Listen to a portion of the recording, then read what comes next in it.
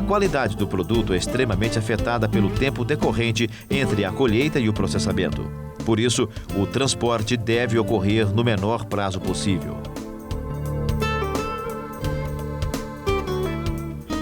Durante o transporte e manuseio das frutas, evite sempre os choques mecânicos e elevação da temperatura.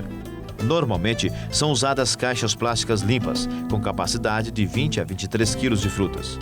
Faça o transporte das frutas durante os períodos mais frescos do dia, pela manhã ou então ao entardecer. Se possível, o transporte deve ser feito em caminhões que possuam um sistema de refrigeração.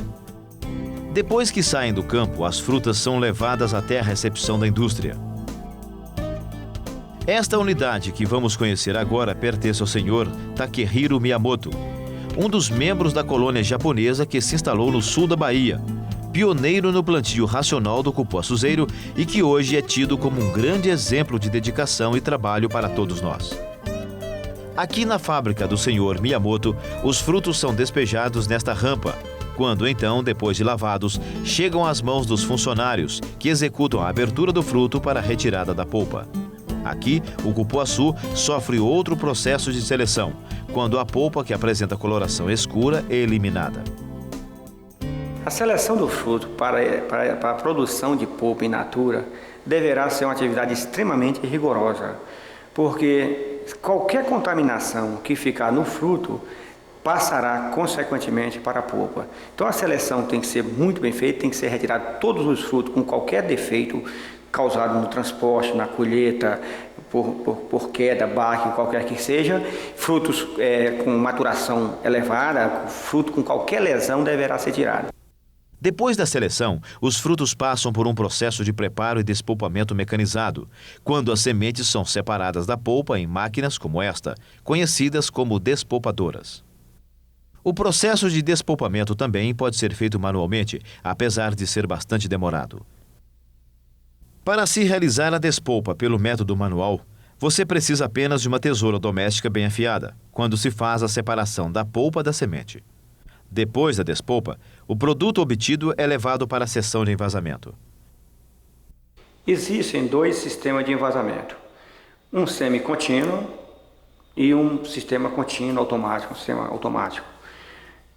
Logicamente, o sistema automático é muito mais eficiente, tem uma embalagem muito mais bonita, mas é um equipamento, o equipamento é caro, a embalagem não é tão cara, mas o equipamento é caro. Então, normalmente, isso não está ao alcance do pequeno produtor, daquele que tem um trabalho familiar. Neste caso, ele utiliza uma máquina semi-contínua, já compra o saquinho já rotulado, fabricado com todos atendendo todas as normas estabelecidas, né, de tamanho de letra, de registro, aquele negócio todo, ele já manda fabricar e vem o saquinho já pronto, ele faz o envasamento, é um sistema contínuo, e ele fecha na maquininha de termosoldar.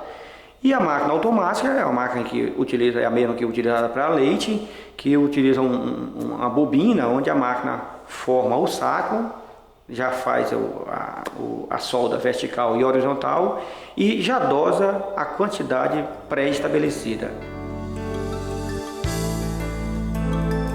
As pequenas fábricas de polpas fazem o envasamento em saquinhos plásticos de 100 gramas, que facilita bastante o trabalho das lanchonetes, restaurantes e das donas de casa, no momento do preparo de sucos e outros tipos de alimentos. Existem ainda as embalagens plásticas de tamanho maior, para maiores quantidades de polpas, que podem ser vendidas para as grandes indústrias afins, como aquelas que fabricam iogurtes, sorvetes, sobremesas e doces. É interessante ressaltar aqui que uma embalagem eficiente pode reduzir o custo final do seu produto. Quando o produto é acondicionado em embalagem apropriada, que garante que ele chegue ao seu destino em perfeitas condições para o consumo, toda a cadeia produtiva lucra. Depois de embaladas, as polpas devem, então, ser colocadas na câmara frigorífica. A polpa congelada mantém praticamente inalteradas suas características organolépticas e químicas.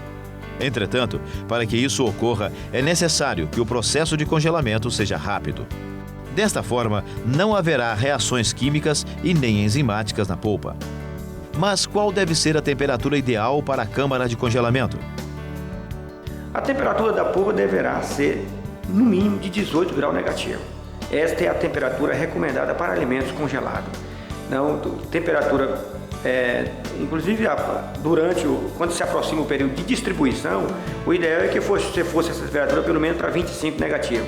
Porque durante o transporte, normalmente se baixa a temperatura, se perde algum calor na polpa, né? Normalmente uns 5 a 7 graus mais ou menos cai na temperatura. Então se você está com ela com 25, normalmente durante a distribuição você mantém com os mesmos 18 negativos e não trazendo prejuízo para o produto final.